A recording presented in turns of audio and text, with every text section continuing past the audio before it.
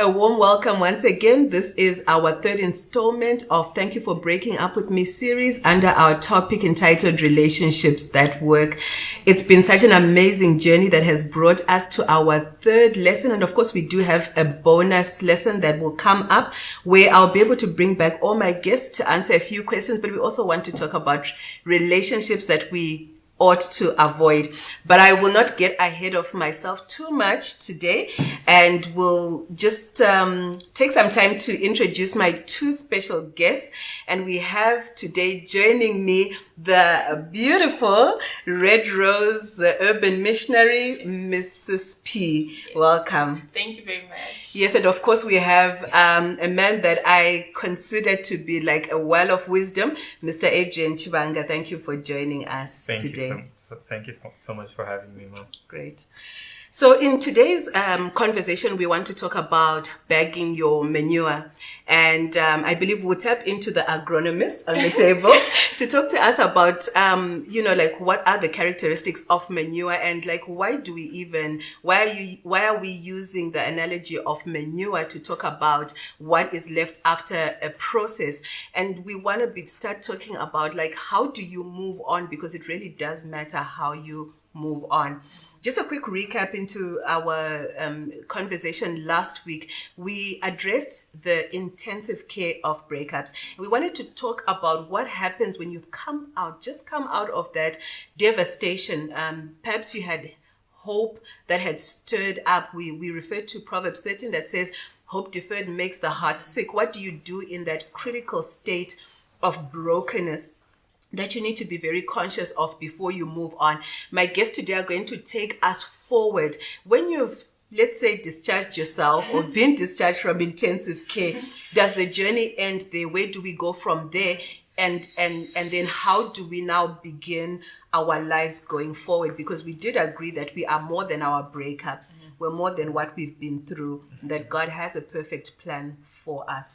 But before we get into that, and I think also as Adrian, you talked to us a little bit more about manure, I want to just get into your personal space a bit, because when we are talking breakups, it's a bit of an uncomfortable discussion to have. And I think even just as we've been having this conversation, I think there are more people who have been responding behind the scenes than there have been people who respond publicly.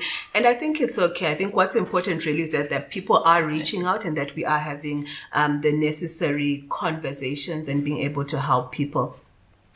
So thank you for agreeing to be here. But I want to know, do you guys even have a breakup story? I mean, you... Adrian, you are quite a well-accomplished man, lead mentor, and set apart, a great professional that a lot of people do. People like you can have breakups, I don't think so. And does the urban missionary have a past? Or do breakups, are there people that are set aside for breakups? So perhaps just whatever you're comfortable sharing, of course. What's your breakup story? But then most importantly, I'm really interested to know, did you bag any manure? What was your manure out of those breakups? Breakups. I've had one personally, and it's from where I stand now that I can say it was worthwhile. Yeah. You can say thank you. Yes, sure. There's gratitude. Where I stand, there is so much gratitude.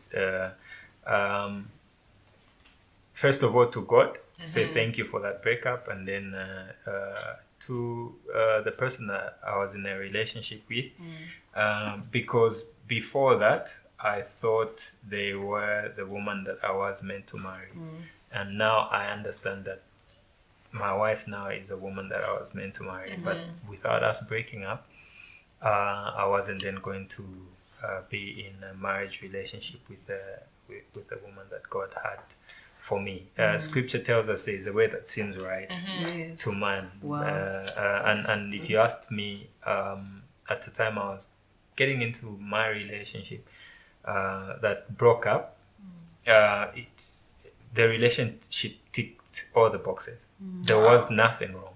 Wow. And in fact, I would even say a whole lot of people will argue. I will even say there was no reason for us to break up. Oh, wow. Yeah, but it was the will of God that we broke up. Yeah. There's times when you cannot even explain why things happen, but to have an ICU that is structured by God around you helps you appreciate and be able to say thank you for breaking up with me, or that I'm grateful that I passed through that season and that we broke up, so that that could pave way to the actual thing that was meant. And I mean, I love how you talk about the will of God, because I think it's we underrate the will of God so much. I mean, I can remember that there was a way that seemed right to me too. You know, when I thought that the way for me was a 6-pack and a very tall, you know, man. But it turned out that God had better plans for me, because you see, like, I think when we really talk about aligning to God's will for our lives, we start to realize how it is that we see in visually what God is releasing to us spiritually, you know. And I remember, like, I think in the first lesson I talked about a heartbreak that I'd had over someone that I wasn't even in a relationship with. But I also, like, just before I got married, I had this, and it was puppy love, you know, and this relationship that I was in, and it looked like the perfect image, just as tall as seemed right to me, just as muscular as seemed right to me. But then I eventually, as I then met Dad and got my husband rather, and got married to him,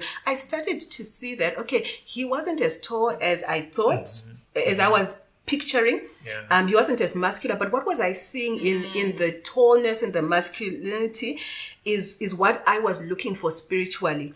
Because he turned out to be like my place of strength and also my place of preservation and protection. So he was like a spiritual giant, like he had spiritual 6-packs and stuff like that. And so I think while we really want to be able to say, okay, this relationship happened and it didn't work out, you know, we can still say no hard feelings, you know, because I only saw what I saw, and I was convinced that it was the right thing. But somewhere along the line, maybe sometimes a breakup happens because God is now aligning us to his will. That is very true. That is very Great true. insights. Thank you for sharing. Sure.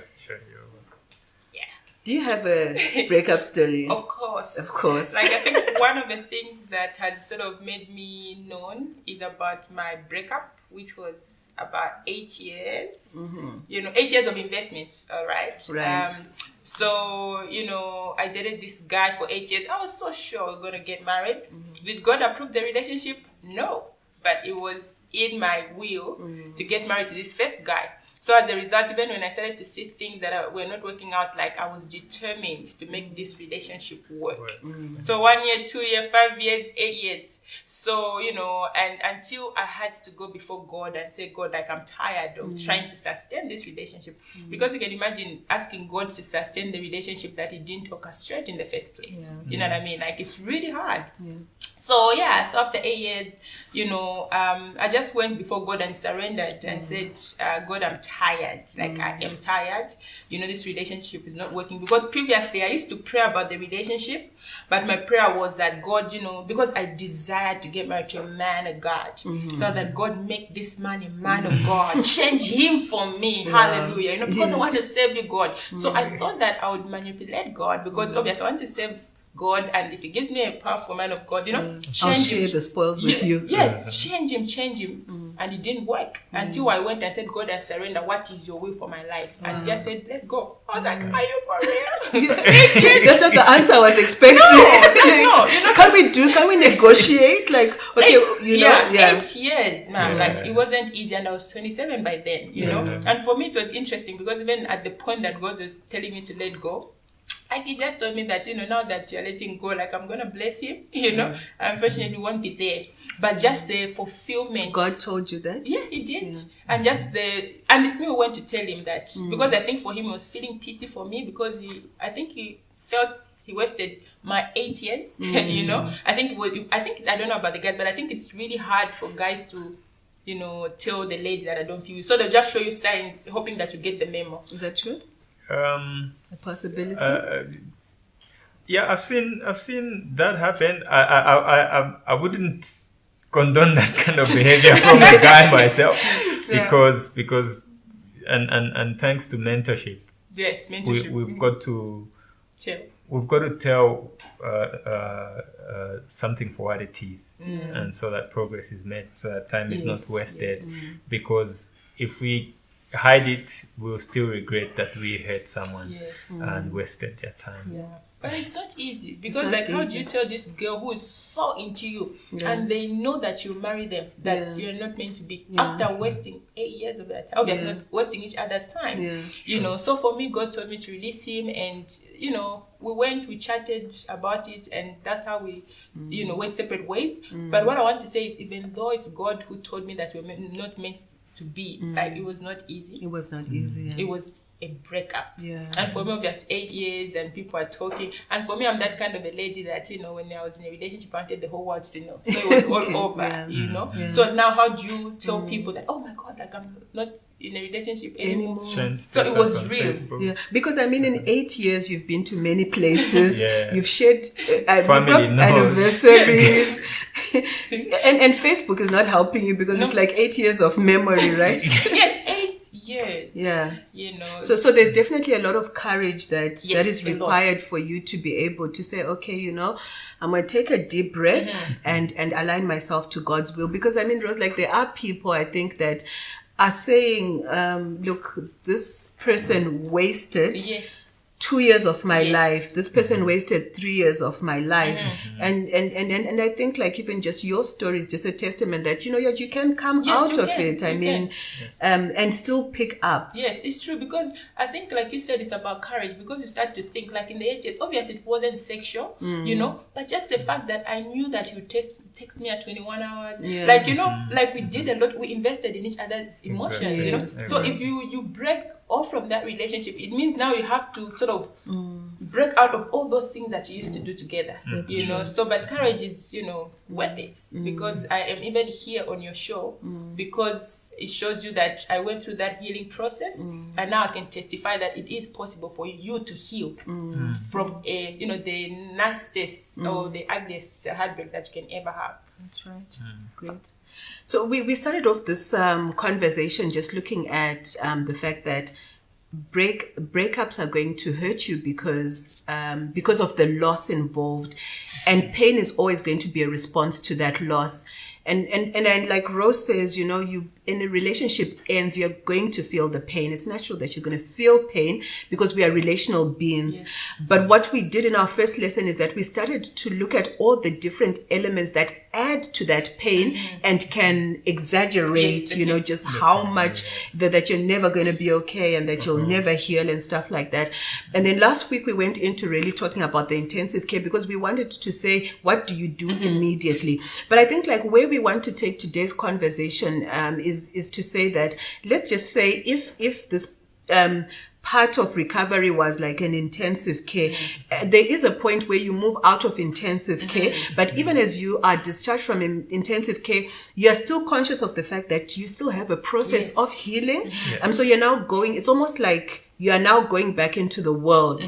You're now going back onto social media. You're now going back to, maybe if you had business with his company, you're now starting to take those steps to walk back and see his or her cute dimple face at the reception, and still be able to take a deep breath and keep walking to the office that you need to. But I'm basically just saying, you know, like, you're now getting on with life, right? So I want us to then think about, okay, so even as we continue with that healing, you know, let's continue talking about, like, what are the things that we need to be conscious of as we continue to go through that healing. But what I do want to engage you on now, and just really talking to Adrian as an agronomist, I want to take advantage of that to say, when we talk about, like, bagging your manure, like, tell us a little bit more about manure, so that, like, the viewers are able to understand what really is manure, because manure is not the sort of thing that you want to like put in your handbag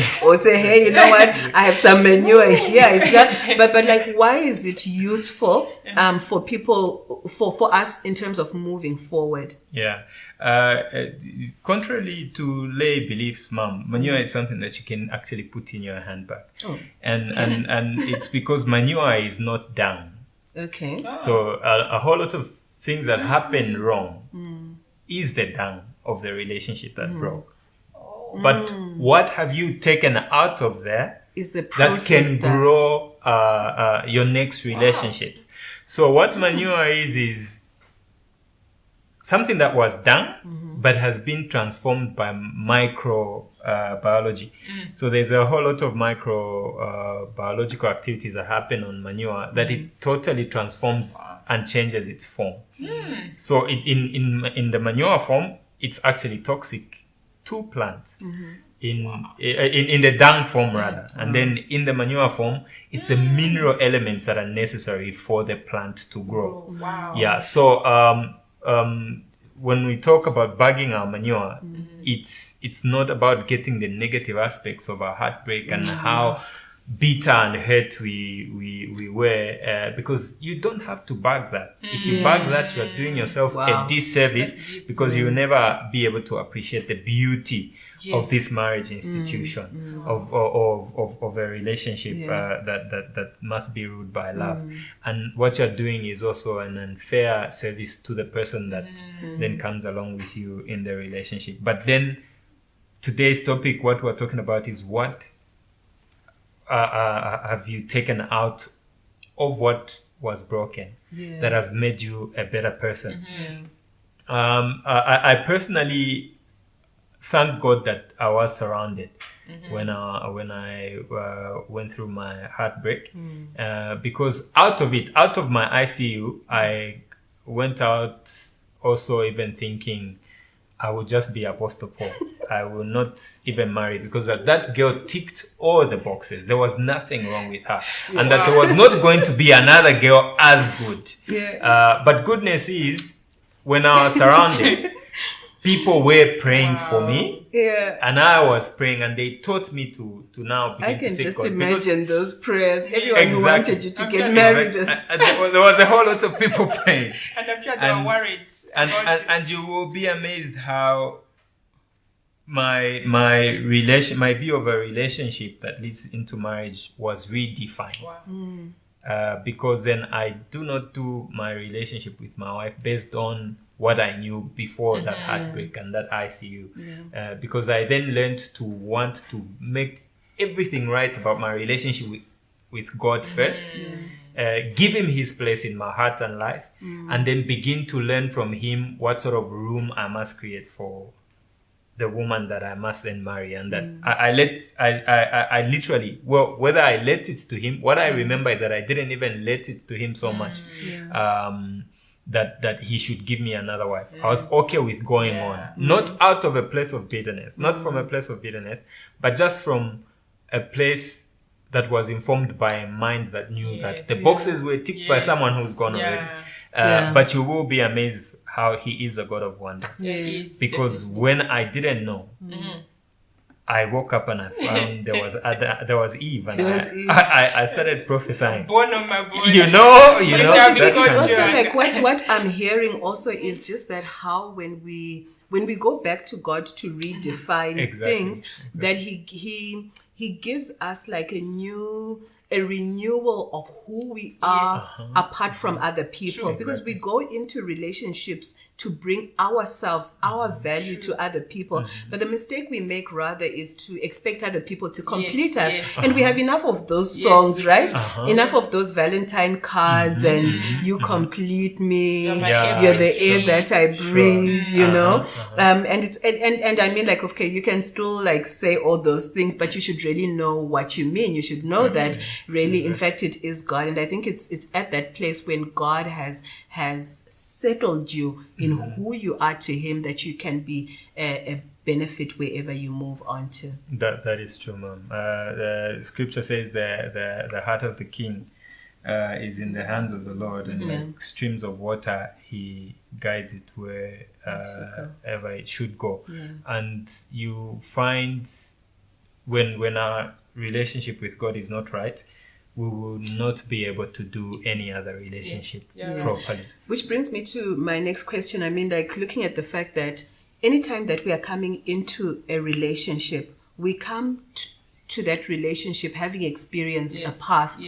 And I mean, our stories of our past are different stories. Some of the stories are created on our hearts being broken, or even other relationships that could have gone wrong within our lives. So we come there as the sum total of the impact that has been made on us. Can we just talk a little bit about, like, what does it look like for a person to enter into a new relationship before dealing with their past? Or perhaps we can even bring in the aspect of closure as well. What does closure really mean? What does it look like to find closure to the point where you say, okay, I feel like I am ready now to move on with, you know, finding the person for me, being found, or sometimes even getting back with the person. So for me, I think, just to add on what Mr. C said, is that if you don't have a solid relationship with God, like for me, I think it's impossible to do relationships well. Even from my 8-year relationship, for me, like, after we broke off, like, there were a lot of questions that started popping up. You know what I mean? Like, normal questions like, oh my God, I thought I was beautiful, but am I really beautiful enough? I start to question pretty much everything about myself. Am I too loud? Am I this and that? You know? And for me, like he said, after that breakup, like, I went back to God. Obviously, I did a lot of crying. I cried a lot. And it was through that, I think, crying, that I was even able to talk to God, to communicate, say, God, I know it's your will, but I'm really broken and it's really painful.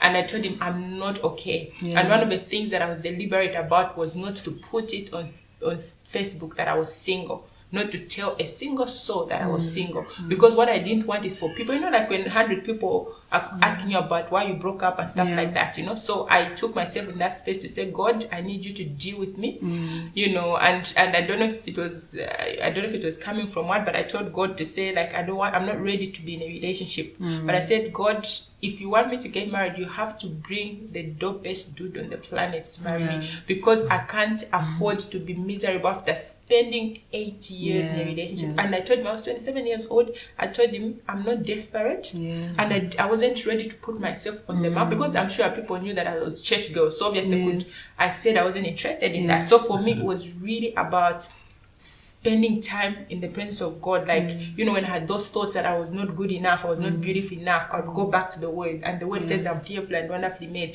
And just to prophesy over myself, to say I am fearfully and wonderfully made. You know, if I think, oh my God, maybe I have too many weaknesses, just to, you know, reassure myself, but with the word of God. Because those thoughts will definitely come. Your identity will be tested. Your esteem will be tested, and if you're not careful, your hope will be lost. Because some of the thoughts that were, when I was just from a breakup, that were popping in my head was, you know, all men have weaknesses. So I've broken up with this guy. What possibility is there that I'll find a better guy?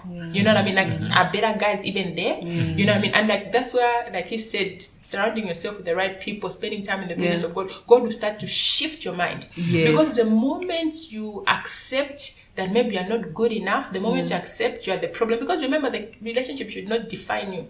Just because you've broken off, yes, maybe you have some lessons to pick from there and so on, but you should not disqualify yourself because of a broken relationship. You know, because sometimes you feel maybe it was me with the problem, blah blah blah, so someone else won't accept me, maybe I'm too big, maybe I'm too small. So but once you go back to God and, you know, renew your relationship with God, like have a clear picture of what God thinks about you, you find that you come out of that place stronger, because you know that your identity is based on Christ. You start to understand that when this man comes, he should love you like Christ loves the church. And I'm thinking that if I wasn't my husband is amazing. My husband of 7 years, like he's amazing. But I'm just thinking, that if I wasn't fully healed, mom, it was gonna be hard to accept his kindness because I would have taken, or even to see it, yes, because I would have given him maybe a timeline, a time frame to say, you know, if he loves me, like I would have been comparing. But even that one used to do this, even this one. So how different? If that one can support me, why? And what was I gonna do? I was gonna shut myself up to things that God has in store for me.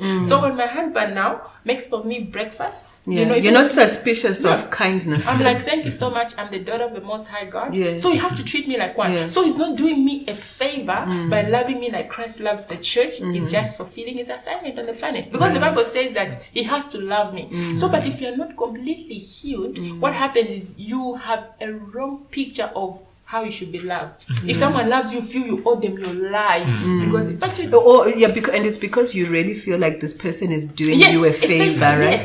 And also something into what you said, like as you do that self-examination, and even if you get to the place where you're saying, okay, so you go past the, okay, maybe I'm not beautiful, I'm not, but of course all of that is confirmed by God's word. But even when you get to the tough things like, okay, maybe I messed up, maybe I could have done better, I think it's also a great place for you to start doing some useful stock take. And I think it's something that we miss out on a lot because we don't give God a chance to work on us. But sometimes like that exposure allows you to even be better, to love better, and it speaks a lot into what you're able to get out of the next relationship. And maybe just quickly on that one, like I also, like you said, I totally agree because I just noticed that for me, I was, I think, too into the relationship that I sort of stopped working on other things. You know what I mean? Like, you know, like why you think, okay, I'm gonna get married, but after the breakup you realize, oh my God, I've been doing nothing.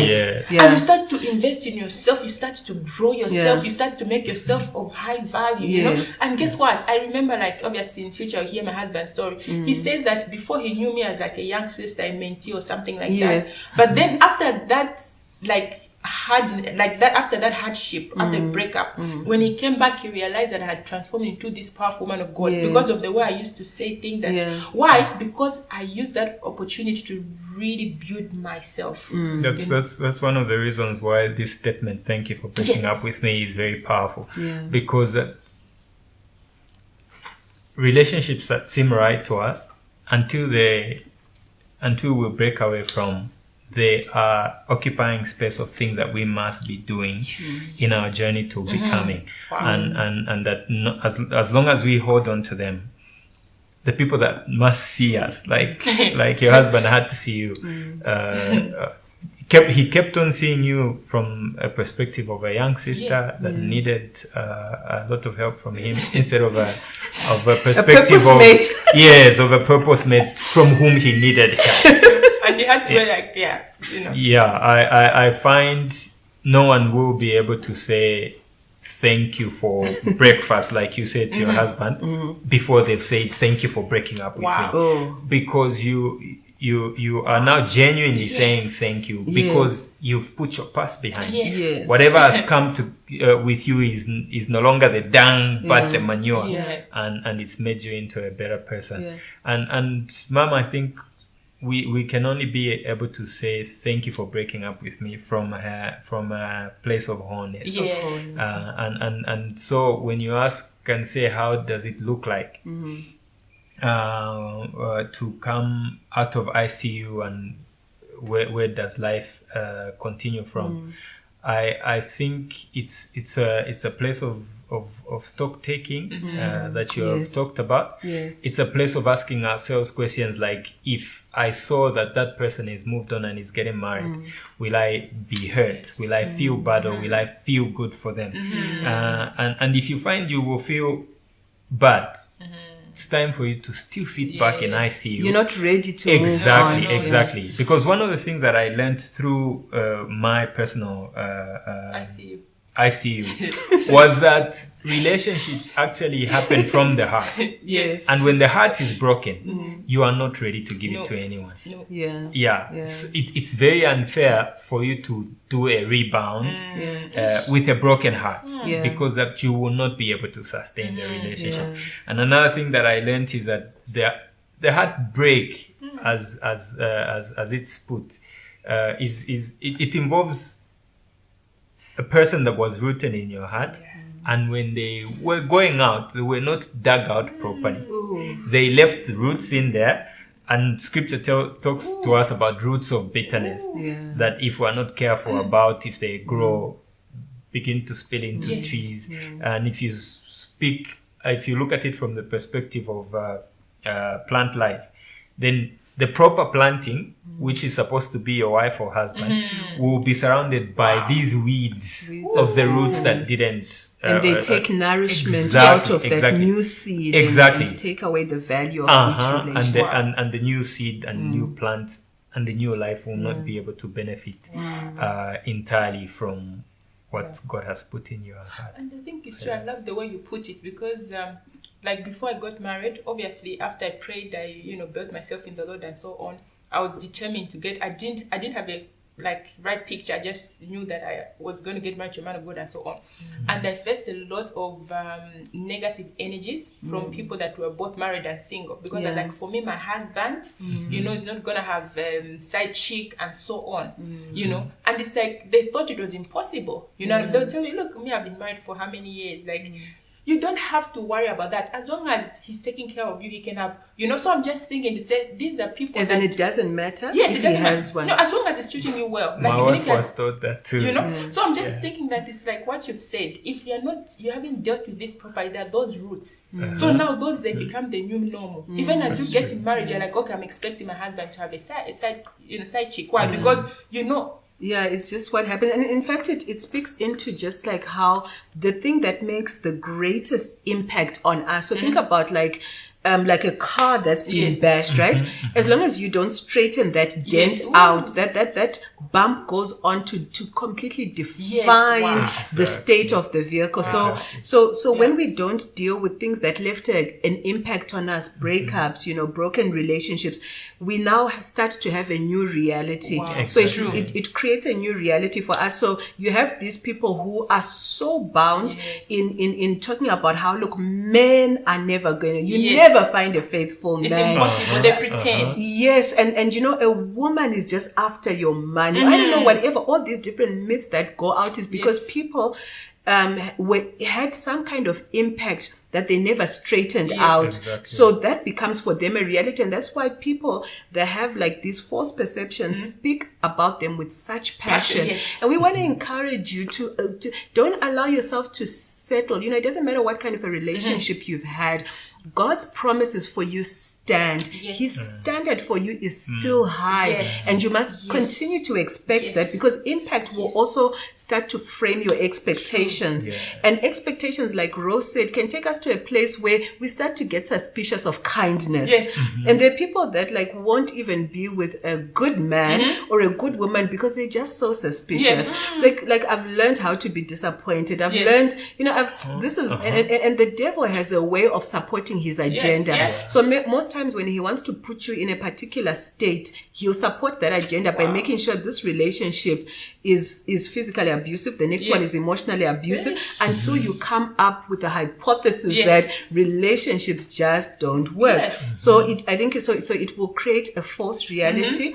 It gives us wrong expectations, but then it also sets the wrong standard for us. And I think like Adrian had started to talk about how it's so important for us to realign ourselves with God, because God, you see, will always set the highest standard for us. And then that breakfast in bed is not a shock. That dope man, consistently, that man who loves you, who celebrates you, it's normal. In fact, it's like below the standards of God. Like it can't be God, but it is expected.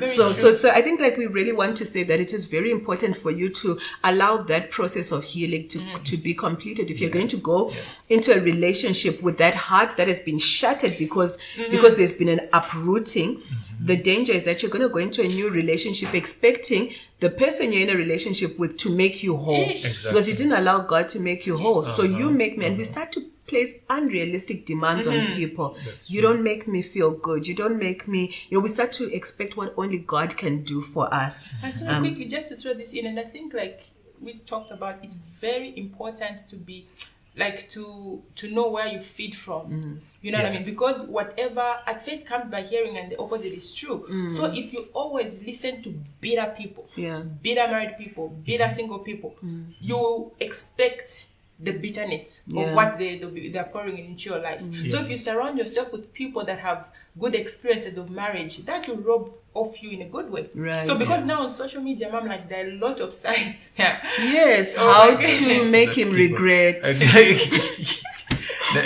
Sometimes him miss they'll you. sometimes they'll even frame it right, but the issue becomes is which hearts it's coming from. Because, for example, if I went into my marriage without having been healed, my heart will be a well of bitter waters. Wow. And the streams that are coming out of there, when Scripture says, guard your heart with all diligence, because out of it comes streams of life. The streams that my wife and my children and now everyone else begins to feed from are streams of bitterness, because that I have not been healed from past breakups. But to have been healed from there positions me to be able, and empowers me to be able to say thank you, and not from a spiteful standpoint, but from a standpoint of appreciating that it was the will of God, that I learned some things from here that will be useful for the real thing.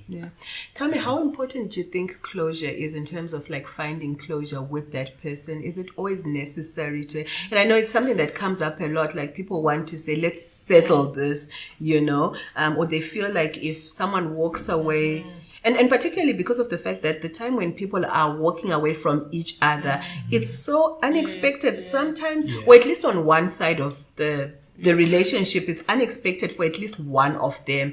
And then I think there's this sense of like feeling like something is pending, like we didn't like, and sometimes it's like, explain to me why this happens. And the reason I say this is because, you know, like sometimes I feel like we hold on to unresolved issues so much that we carry them beyond expiry dates, you know, and I think all over the world there are men who are waking up at 3 a.m.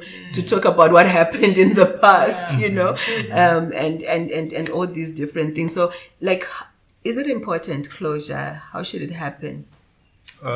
Closure is very important, ma'am. One of the things that you teach when you are talking about wholeness is learning to separate issues. And sometimes it's good to appreciate that our level of accountability with regards to relationships is 100% when the relationship is going on. And when it's not there anymore, it's 100% accountability with God. And so if I'm going to not find an opportunity to seek closure with a person that I've been in a relationship with, it could be geographical distances that are affecting. It could be when the person left, they blocked me from their Facebook account and their any other contacts. And but can I then be able to separate issues and say, okay, this one may not work the soonest, but then can I seek closure with God about this matter? And once I have closure with God, can I then allow myself to His will and say, if He says this is the time for you to marry, then I move on. But it is very important to seek closure, and we must then understand that we can separate how we get our closure. If it cannot come immediately, or if it cannot come at all. Because how about if the moment we separated, they passed on, God forbid, then we shouldn't then think we must go and raise them up and seek closure with them.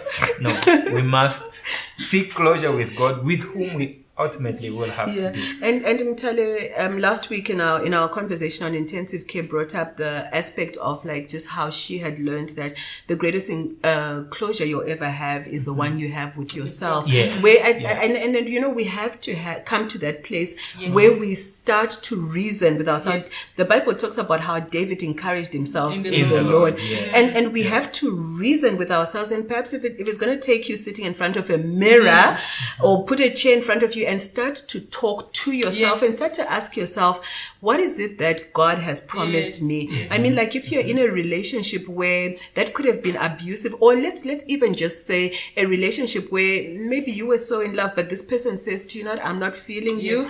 I've fallen out of love with you." Do you really want to do life with someone who doesn't love you? Because I think so we're holding on to the pain more than and realizing that we are sabotaging our future. If this person has said that I'm just not, I don't feel the connection, we're not compatible, do you want to have a marriage that is of that quality? So you've got to like pretty much like resurrect yourself and say, look, Gladys, you've got to think about, forever is a long time. What do you want for yourself? What is your value? What has God promised you? And then be able to press on with that. We are running out of time, and I have these two people who have just got so much to share. But we maybe just some like your quick views concerning like what are the things that like you feel like we need to be particular about as we walk out of a relationship into a new one. I know that we have highlighted quite a number of them in our conversations so far, but like maybe what is that one thing or two things that really stand out that you want to say, look, I'm talking to my brother here, I'm talking to my sister that I love so much. You've come out of a breakup, you're walking into a new relationship. Please be very particular about this one thing, about these two things or these three things, before you move on. Mrs. P. That is going to be main first. Yes, so like I can't emphasize enough about the relationship with God. Yes. Because I think the relationship with God will always keep you in check. You know, so every time you feel like, oh my God, like is she as beautiful as I am? You know, God will say, is that godly? You know what I mean? So you start to sort of, like your relationship with God, that is spending time in prayer and in the word of God, will start to sort of help you go back to your normal. Because, you know, every time you have a negative thought about yourself, about your ex or their new, found lover, you'll be able to question yourself. And doing that will help you to have a right picture about your ex. You know what I mean? Like you have the right picture about your ex, their girlfriend, and their whereabouts. You won't wish them bad things. You know what I mean? And apart from that, I think it's also important for you to have a very strong support system. If you have a godly mentor, amazing. Just go to them once in a while and say, to be honest, I think I miss him. He's getting married. He's getting married. I thought his wife was not so beautiful, but I looked twice. She's really beautiful. And for me, didn't put me on Facebook, but for her, you know what I mean? Like go back and just be real, because what you don't want is to hide and say, I'm okay, I'm a woman of God. Be real, got your mentor, have right friends, and if possible, don't expose yourself. Like some people, they automatically put on social media that they are single. What you're just trying to do is you're attracting unnecessary attention when you're not okay. You know what I mean? So why don't you just spend some time alone, have people that can speak life in you, have a mentor, spend time with God, and when you feel now you're strong enough, when you do those heart checks and stuff like that, and then you come out. One of the things that from my personal experience, at a time of my intensive care, I learned that marriage is the best institution, first of all, on earth, and there is nothing better than that. But beyond marriage, we are eternal beings, and on the other side, if someone that I broke up with is a believer, we are going to the same heaven, and so I cannot afford to miss heaven if that would be a disqualification, to carry bitterness against them, and that makes me miss heaven. It just makes me faulty still. When scripture says for us to confess our faults one to another and pray for one another, I must make sure that I do not hold any grudge. I don't have anything against this person, because that on the flip side, they are my brother or sister in the Lord. Yes. And but they And were God loves just them. exactly. You and might God be in the loves mansion next door. Exactly. We will be in the mansion next door, and Scripture will be telling me, "Love your neighbor as you love yourself." Yes. You know, and Wow. but until I'm healed, to that extent, I'm not usually ready to go on in life. And then another thing that we must also make sure we have is there's a whole lot of people, Mom, that talk about feeling a little something when their paths cross again with their ex Little spark. and yes and these people would have even moved on and been in other relationships and in marriage, and they even want to justify it, like it's like you put it, it's the devil's agenda to justify all that and say it's human. Every man is going to feel this way. But those are the roots that we earlier talked about. To make sure that you are dug and that all the roots are pulled out, and so that there is no weeds that will come to compete with how you must enjoy life. The critical thing, Mom, is to know that the marriage life must be enjoyed in purity. Yes. And if it's going to have all these things coming along, it's going to be competition. Yes. And you are doing yourself so much disservice, and you are doing the other person that you are journeying with a disservice by depriving them of what the entire thing looks like. Yeah. Very true. Great. Okay.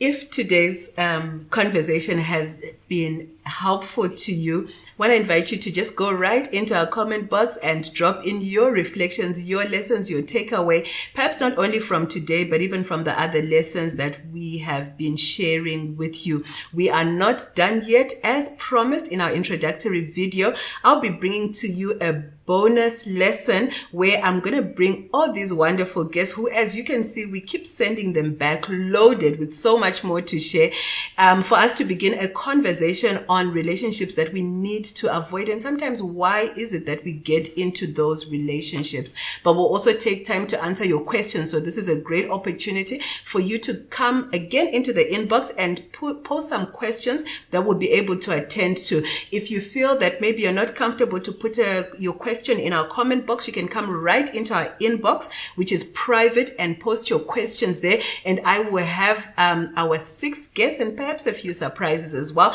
to allow us to start answering these questions. My name is Pastor Gladys Paswani, and it's been such a pleasure having this conversation with you and with Rose and Adrian, who I have the privilege of working with and doing life with, and now we get to share learning and teaching platforms together. Isn't God It is a great honor. good? It God bless you, and good. we'll see you in our final installment as we wrap this issue up. God bless. Thank you.